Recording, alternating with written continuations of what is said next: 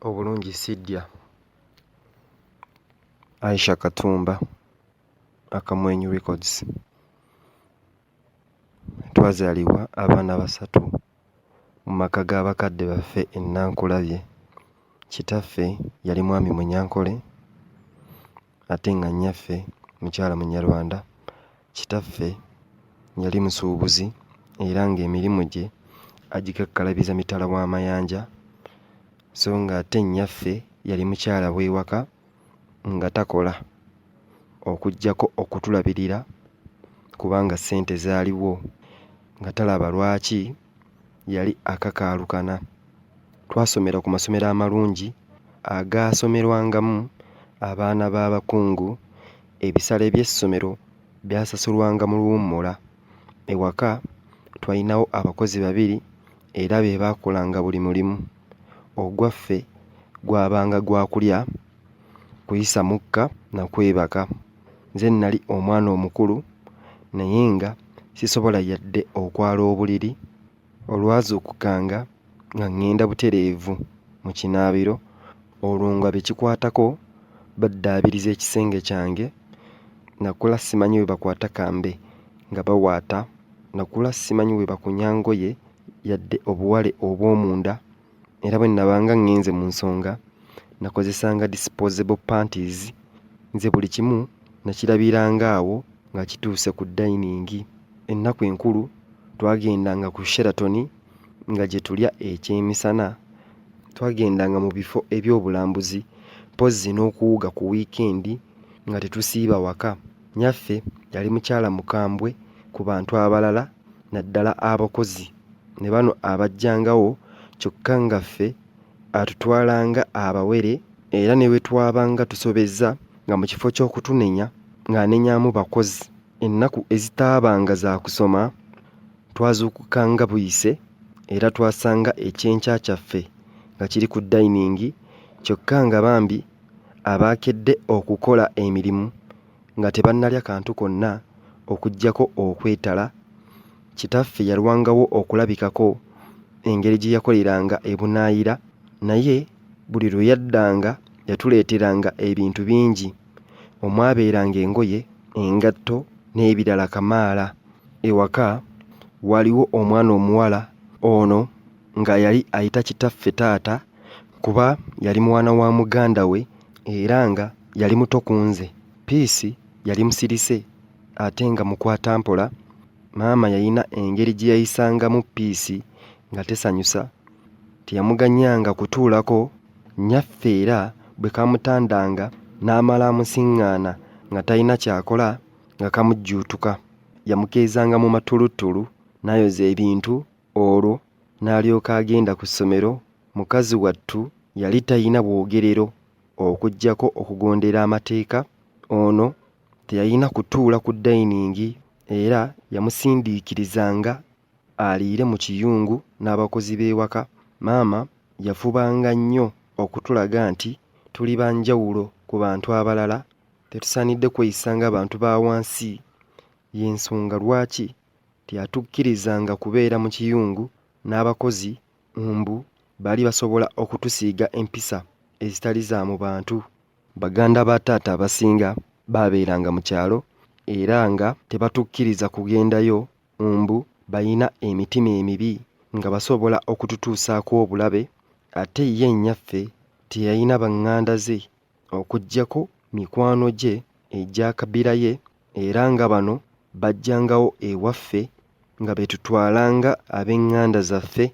Mu bagenyi abajjanga ewaka mwe mwali ne Uncle Bire, era ng'ono yajjanga taata ali safaari, yali mukwano gwa maama ow'omunda, anti buli lwe yajjanga nga bagenda bombi era nga asulayo okumala ennaku nga bbiri. Eno embeera yatwala ekiseera wabula nga kitaffe talina kyamanyi, gw'ate teyamanyanga bibeera waka.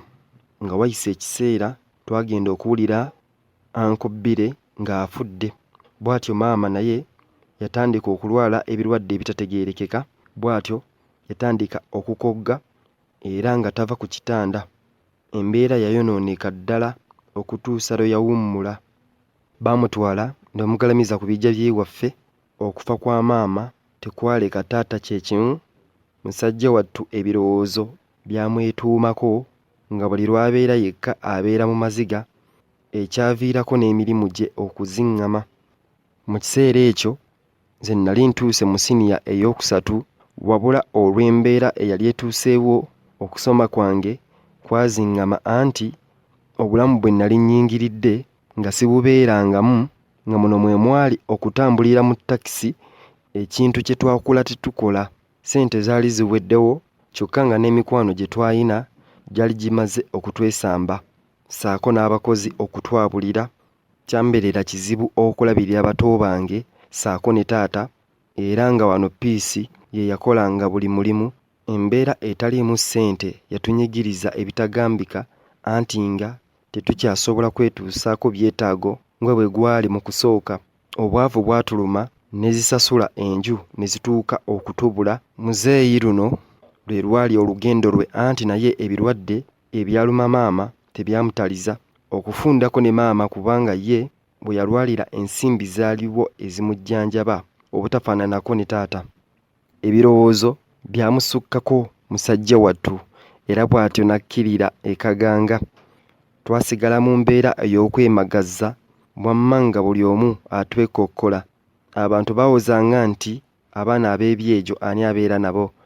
Bwe batyo batusitula ne batukuba mu kyalo ewa jjajja azaala taata. Nkomawo temuseguka bantu bange. Obulungi Sidya, Aisha Katumba. Twabeera ewa jjajja naye nga twaliyo lwa butaagaane, anti azaala ekibi akiwongerera. Omukyalo ono yali mukambwe okufa, era ng'alina eŋŋombo egamba nti abazzukulu nva ndiirwa. Kumpi yakitulangiranga buli lunaku. Munnaffe Piisi, maama we yamutwala oluvannyuma lwa kitaffe okufa. Ennaku yatuyonka, anti nga buli mbeera etunyiga bwaffe. Twafuuka ebyololebwa ku bantu ab'ekyalo, ssaako n'abo abajja okulabanga ku jjajja, anti nga buli omu amulojjeranga bwe tuli bangalo bunani, bwe tutalina kye tusobola kukola okuggyako okusokomera emmere. Bwe twali tukyabeera ne bakadde baffe, ebyokulya byajjulanga mu firiigi, era nga buli kadde tuba mu kwegaaya. Kale twagendanga okutuuka ku kyemisana nga wamma tuli bakkufu, era emmere baagituliisanga lwa mpaka. Laba we tutuuka ewa jjajja nga caayi bamunywa ku ssaawa 7, ekyemisana ku 10. Nali muwala mugimu nga ndi mweru, era nga omubiri gwange gugonda gukirako sipongi. Jjajja yatandika okutukozesa emirimu egy'awaka, nga muno mwe mwali okwoza ebintu, ekintu kye nali sisobola kukola, anti buli lwe nabyozanga byasigalangako sabbuuni, ate nga bibeera binyereketa. Si bye byala eby'okwoza ng'okutamiridde, wenna omugongo ne gukufuuyirira okufa. Muto wange Shamimu ye yagezaako okubyoza. Engeri gye yeebbiriranga n'ayambako ku Piisi nga tukyabeera ewaffe. Nze sirina kye nagezangako okukola, nga buli kimu bakinkolera. Jjajja teyakoma ku kutwozesa bintu, wabula yatutwala ne mu nnimiro mbu tulime. Kino nno kigambirawo jjajja nti sijja kugenda mu nnimiro kuba nali sirimangako obukyanzaalibwa. Bino olwagwa jjajja mu matu, omukazi yayomba n'atulangira obunyalwanda bwa nnyaffe obwamugaana okutuyigiriza ekkubo ettuufu ng'akyali ku nsi. Nze ebyokulima nabigaana, era nensaba jjajja ampe transport ngende ewa Anti Jovia eyali mukwano gwa maama waffe nga sibisobole. Jjajja yansekerera n'aŋŋamba nti zikusanze mukazi wattu, ani anaakubudamya ggwe atasobola na kweyoleza ndoobe? Oba yali ategeeza ki? Wano we yatemera omulango omunene nga bw'agamba nti mwana wange wandibaddewo ne weeyolera abaana bo. Yaŋŋamba nti bwe mba njagala ssente nfune gye mpakasa onzikolerere. Eby'obwereere byakoma nga wayise ennaku waliwo senge eyajja okulaba ku jjajja, namusaba anfune transport ngende nkole nsobole okuyamba ku baganda bange. Senga yayogera ne jjajja ku nsonga ezo era bw'atyo yampa transport okuva mu kyalo okuntuusa mu kibuga Kampala. Nga ntuuse mu kibuga nagenda butereevu ewa Aunty Jovia namubuulira embeera gye twali tuyitamu ne baganda bange ewa jjajja. Ne musaba waakiri nzireyo mbanone tubeere ewuwe ffenna. Yaŋŋamba nti nsooke nnindeko ajja kugenda abasabeyo nga wayiseewo emyezi. Ewa Aunty Jovia embeera yali nnungi, nazuukukira nga wonna we nayagalira nga siyina mirimu gye nakolanga era nga bwe twabeeranga ewaffe. Aunty Jovia alina enkolagana nnene ne maama waffe era ebintu byaffe ebimu gye baabitwala nga bakadde baffe bamaze okufa. Nabeerawo ekiseera wamma ne nnyirira nkugambye n'engejja nzenna nga nninga kyakulya. Nakulabiranga abasajja bwe bamira amangota nga bandaba ntiribize bbina. Ate mwana ggwe gye nakoma okukula, gye nakoma okumyuka n'okulungiwa, natandika okufuna obubaka okuva mu basajja ab'enjawulo abasinga bansabanga obufumbo kyokka nga sibamanyi, ate abamu nalinga mbalaba. Mu basajja abansabanga omukwano muno mwe mwajjira mwana mulenzi eyali alabika obulungi. Yali waakatakketakke nga munene, amaaso ge gaali ga ndege, yasalanga ekirevu ekyetooloovu wamma ng'alabika bulungi. Yantuukirira n'ansaba omukwano, saasikatira namu yadde akatono.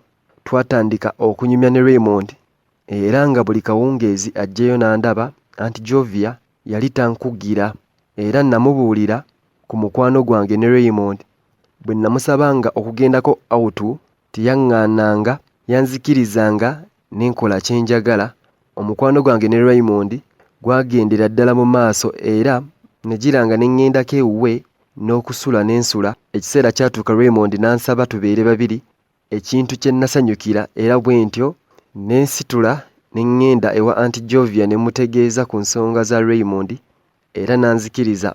Olw'okuba nti saali mukozi wa mirimu wano, Raymond teyankalubiriza. Yakeeranga ku makya n'antegekera ekyokulya n'ekyokunywa, olwo n'agenda ku mulimu. Essaawa z'ekyemisana bwe zaatuukanga yajjanga n'ankima ne tugenda tulya, oba obudde bwe bwamukwatanga yanguliranga teekaawe n'agindeetera. Ekyokukola emirimu kyo kyali kyannema era nga Raymond bw'akomawo ayoza ebintu ebiddugala n'afumba ne caayi. Engoye ze yazitwalanga ewa Dobbi ne bazimwoleza. Olwo ate ezange ye Raymond n'azooza olw'omukaaga lwe yasiibangawo. Embeera eno yabeerawo okumala ekiseera era nga Raymond angulira disposable panties eddaziini nga teziggwaawo.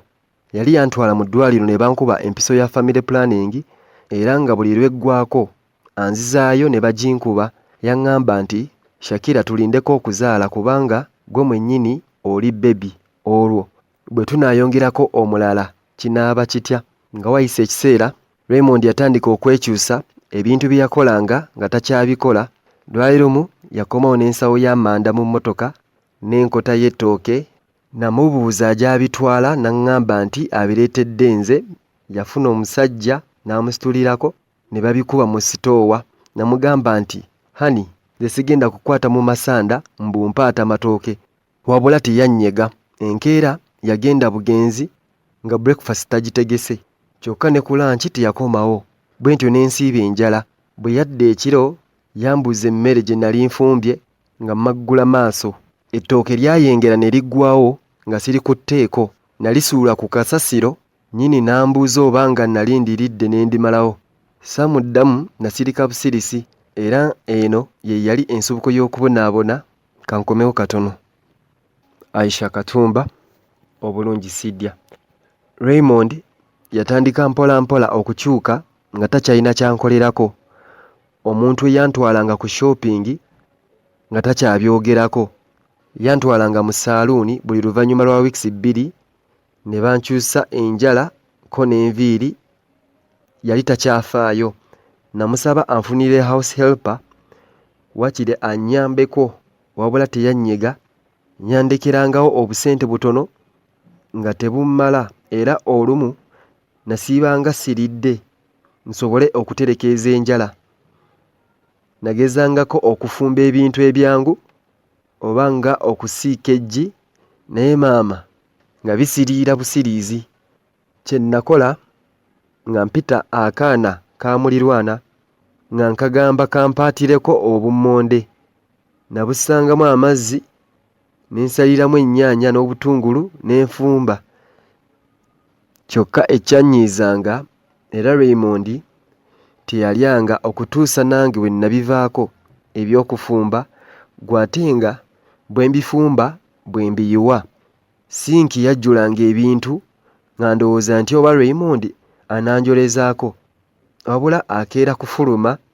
Nayitanga akaana ne kanjolezaako n'okunsiimulira ku nju. Natandika okuwulira obulamu nga bunkaluubirira anti nga sikyalina nkolagana nnungi ne Raymond era nga takyayagala kunyumya nange. Yakomangawo nga yeefuula akooye nnyo era nga n'olumu tanaaba ng'ayingira buyingizi buliri ate nga akeera nnyo okugenda. Yali takyayagala na kumukwatako nga n'olumu asula mu ngoye ze. Yatandikanga okudda ekikeerezi ate ng'akomawo atamidde, ekyavaamu butaddira ddala ng'akomawo ku makya n'akyusa engoye ate ne yeeyongerayo. Raymond yakyukira ddala era baamukubiranga amasimu nga mpulira emboozi ze baanyumyanga ekiro mu ttumbi. Yanyumyanga n'omuwala era nga bw'amuwaana kyokka nga tantya. Byonna nabiwuliranga ne nsirika nga simunyega wabula nga bwe kimpitirirako nga muviira mu buliri. Lumu Raymond yaŋŋamba nti, Shakira, oli kimuli ekirungi ennyo ekirina langi ezaayakaayakana ekyeyunirwa buli njuki wabula ng'ate kyetooloddwa amaggwa ag'obusagwa agafumita ne gasigala nga gabalagala omubiri gwonna ne ku mutima. Bangi bandiyagadde okukinogako oba waakiri okukikwatako, naye olw'amaggwa agakyetoolodde bambi ne balemererwa. Namubuuza kyategeeza mu bigambo bwe bityo.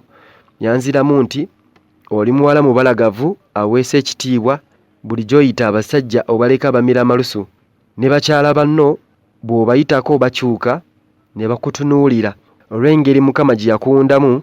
Naye kyannaku nti obulungi bwo butusuulira bwereere eddalu, oli wa bbeeyi okukira bakyala banno. Ekyennaku ebbeeyi gye weewa si yeekugyamu. Yanziramu nti, Shakira, nayita mu bingi okukufuna, nakwagala n'omutima gwange gwonna, gye nakoma okukwagala gye nkomye okukukyawa. Omuntu atalina ky'osobola kukola mu bulamu bwo kyokka nga buli kimu oyagala kya bbeeyi. Yaŋŋamba nti, si ka bulungi nkukooye, abalungi ndagala nnamu tezigwa mu lusuku, ate n'ekirala obulungi siddya. Ebigambo bino byannyingira ne binfumita ku mutima. Nagamba Raymond nti, munnange, nafumbanga emmere nga bwe ngikuwa ogireka ku ssowaani nange ne mbivaako. Yanziramu nti, ng'ani gw'ofumbira emmere eringa ey'embwa. Wano we natandikira okwejjusa obudde bwe namalanga mu buliri ng'abakozi bali mu kiyungu bafumba. Natandika okwejjusa obudde bwe namaliranga ku TV nga ndaba movies, kubanga mu bufumbo bwe nali nnyingiridde Raymond teyambuuzaako bika bya movies n'abazannyi baazo, wabula yambuuzanga mmere, engoye z'anaakoleramu, ebya movie tebyalimu. Akakyama amamera bw'okagolola kamenyeka, naye nange nali sisobola kukyusaamu kubanga embeera eyandinjigirizza okukakkana n'embaako byenjiga yali yeewa jjajja, kyokka saagikkiriza kunzikakkanya, naddukayo nga siina gamenyeka. Enkeera Raymond yakomawo nga bukyali era yajja n'omuwala. Yali muwala muddugavu nga muwanvu ansingako era nga alabika bulungi ddala mu kkala ye. Yali munene nga wa kigero. Bayingira munda, Raymond n'amuwa aw'okutuula nga mbegesa amaaso. Nali ntudde mu ddiiro nga ndaba TV era saabanyega okuggyako bwe nawulira eddoboozi ly'omuwala ng'ambuuza nti, hello, nange ne muddamu nti hello. Ne ŋŋenda mu maaso ne muvi yange natandika okwebuuza Raymond jajje omuwala ne neebuuza bwe tumuyita gy'abeera. Akimye eki? Agenda ddi? Anaasula oba agenda? Wamma ne binsobera, nagenda okulaba nga TV yendaba nga sikyabitegeera. Raymond yavaayo mu kisenge n'ajja mu ddiiro, yatuula waggulu ku mukono gw'entebe we nali ntudde n'ankwatako ku bibegaabega nga bw'agamba nti my love, oludde ng'onsaba nkufunire house helper era y'ono gw'olabako bamuyita Vicky. Bannange nasanyuka ne ndyoka mugwa mu kifuba nga bwe mwebaza okunjagala n'okundowoozaako. Vicky yansanyusa, yali muwala bambi nga mukozi wa mirimu. Olwatuuka yatandikirawo anti ebintu ebyali biddugala byali bijjudde sinki, byonna n'abyoza. N'asimula ennyumba, nze ng'amagulu mpanise ku mmeeza waggulu. Mu kaseera katono buli wamu waali wameremeenya. Ho! Vicky yali muyonjo bannange. Obulamu bwaddamu okunnyumira anti nga sikyayina kinneeraliikiriza. Nkola kimu kyakulya na kuyisa mukka. Nagendanga okuzukuka nga buli kimu kiri tayaali. Nga bwe mmaliriza okulya, Vicky ajja n'antegulako ebintu. Hihihihi. Yakoleranga ddala bye nnali njagala. Nga wayise ekiseera, Vicky yatandika okukyuka nga takyampulira, nga n'enkola y'emirimu yagikyusaamu, takyantegekera bulungi nga wali we yajjira. Kino kyampisa bubi era ne ŋŋamba Raymond nti Vicky takyampulira, tumugobe tuleete maid omulala. Mwana mulenzi yansekerera n'aŋŋamba nti gwe atamanyi ne bwebooza kijiiko kya sukaali mbu kati naawe omanyi abatakola mirimu. Yantegeeza nga Vicky bw'atabeerangako maid wabula yajjanga helper mu buli kimu. Nkomawo munindeko katono. Obulungi sijja. Aisha Katumba, mwana muwala yatandika okumpisaamu amaaso nga ne bwe mutuma tasituka waatudde, ekintu ekyambubbye omutwe, kyokka nga ne bwe ŋŋamba Raymond ayongera kumuwolereza. Ebyokukeera okuntegekera yabivaako, nga bw'amala okufumba yejjulira, najjulira ne Raymond, nze yange n'agireka mu ntamu. Nagamba Raymond nti ono omukozi tumugobe, waakiri tunaafuna omulala. Yanziramu nti bw'oba tomwagala oli wa ddembe okugenda. Nali nsula njala nga nkooye okutwala engoye zange mu baddobbi, nga gy'obeera ewaka tewaali muntu. Kati nfunye omuntu annyonja mbw ate mumugobe. Yantegeeza nga Vicky bwe yalina omugaso mu bulamu bwe n'okusinga nze, mbu buli kimu yali akimukolera awatali kumujuza. Nawulira omutwe nga gwagala kunjabika, ne nnoonya kye nkolera Raymond nga sikiraba. Raymond yafuukira ddala mukwano gwa Vicky era nga banyumiza ddala emboozi n'egw'amakerenda. Lumu nagenda okuzuukuka, nasanga Raymond ng'ali ne Vicky ku dining era nga bali ku breakfast, wabula nga embeera gye balimu tetegeerekeka. Baali beemoola nga bwe beesesa obuseko obulumya. Bwe bandaba tebeekanga, bagenda mu maaso ne bye baali banyumya. Nagenda mu ffumbiro ne nfuna ekyokulya ne mbaviira. Natuula mu kisenge wabula nga Vicky aseka obuseko obulumya, ekintu ekyankakasa nti baali banjogerako. Nagezaako mbeesonyiwe naye nga mulinfu obusungu. Raymond yagenda kyokka nga talina kyannyeze, ekintu ekyankakasa nti waaliwo engeri wakati w'ababiri bano. Oluvannyuma lwa Raymond okugenda, nagenda Vicky we yali atudde ne mubuuza bye babadde banyumya n'omwami wange. Mu kifo ky'okunziramu yanziimula buziimuuzi. Namugamba nti ekyokuba nga Raymond aseka naye tekimuggyako kyakubeera mukozi. Namugamba nti bw'aba akyayagala omulimu, ebyokwesesa ku musajja wange abiveeko, amanye ennaku ye. Bino byonna nabimugamba anjegesa amaaso era nga awaniridde ettama n'omukono gwe ogwa ddyo. Obusungu bwali bunzita nga ndaba gwe nsomera tannyega, nnyini ankeneka. Namugamba nti bw'oba olowooza nti ogenda kwekwanira Raymond bakulimbye. Mu kifo ky'okufuna abasajja abammwe mudda ku bakaabandi ne mubasendasenda, noonya banno bwe mukola obwayaaya. Raymond si kiraasi yo. Vicky yava we yali atudde ne yeesigama ku dining. Yaŋŋamba nti nnyabo sibangako yaaya nga bw'okirowooza. Nze ne Raymond tulina ekitugatta. Nayagala nkulaga omukazi bwe yeeyisa kisobole okukuyamba yonna gy'oliba olaze, naye olw'okuba nti oli kipapula, ebbanga lye mmaze era tolina kyonjigiddeko okuggyako okubuguyaalira ku TV. Nali nkukwatiddwako ekisa nga nkulaba oli munaku ddala, naye tomanyi nnaku yo.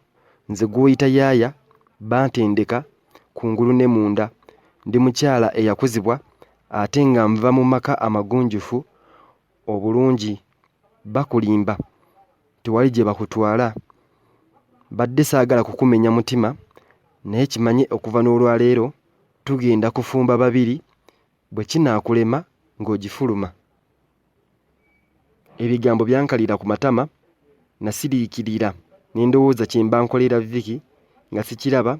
Nagenda mu kisenge ne neggaliramu. Nakaaba amaziga ne ganzigwa mu kiwanga. Akawungeezi Raymond yakomawo, wabula saamulinda na kutuula ne mubuuza ambuulire bw'ayita Vicky. Bino nabimubuuza ne Vicky atuwulira. Raymond teyannyega, yagenda butereevu mu kisenge. Namugoberera nga bwe musika ekkooti ambuulire enkolagana yaabwe bombi. Bwe twayingira ne nsibawo oluggi, ebisumuluzo ne mbikweka. Namulemerako nga bwe muvuma obwenzi. Namulangira obuteewa kitiibwa n'ayenda ku mukomba bookisi. Raymond yanziramu nti bw'oba onjagaza emirembe toddamu kuyita Vicky binnyannya. Yambuuza kye nnina ekinfuula omukazi. Yaŋŋamba nti Shakira nejjusa obudde bwange bw'onnyonoonedde nga ndi naawe, era nejjusa n'olugendo gye nalindaga ndyoke nkusisinkane. Tolina kye wali onnyongeddeko okuva lwe nakuleeta, so ng'ate abakyala be bazimba abaami ne baba tebakola, asobola okuzimba amaka ng'asinziira ku nnyingiza ya bba. Oyagala bintu bya bbeeyi ate nga tolina mugaso gwonna okuleka okunjavuwaza. Ebigambo bya Raymond byankuba wala. Nali ndabika bulungi okusinga Vicky, naye laba bwamugulumiza mu maaso gange. Kale nakula ndaba abakozi b'ewaka nga tebaliira mu bantu, baaliiranga mmanju. Saalabako mukozi atula ku dining, naye laba Raymond bwe yali asembezza Vicky ku mwanjo n'atuuka n'okumungeraageranyako.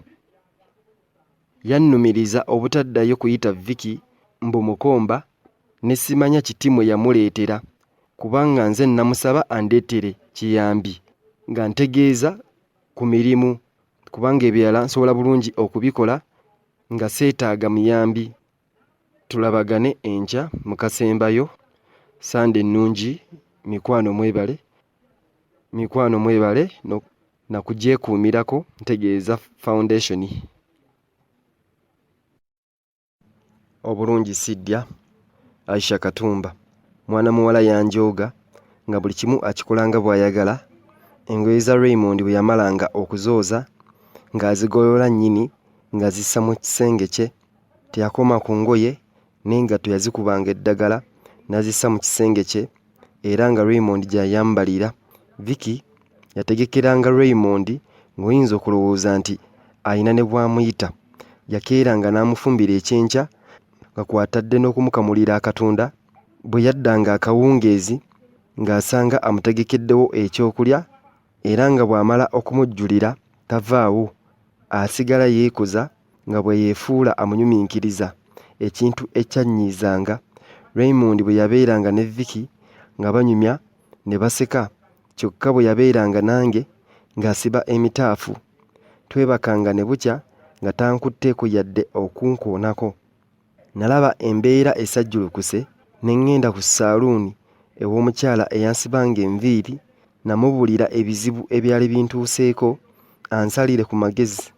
Omukyala yeewuunya nnyo ng'awulidde ebyantuukako. Yaŋŋamba nti twali tukwesiimisa nga tulaba watuuka.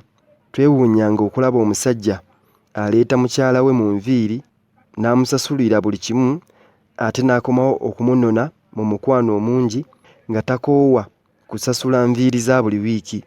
Kyali tekikkirizika ate nga ddala kituufu Raymond yali akyuse ng'omukazi omukomba bookisi amuliisizza omunkuduulu n'amumaliramu ddala akategeera.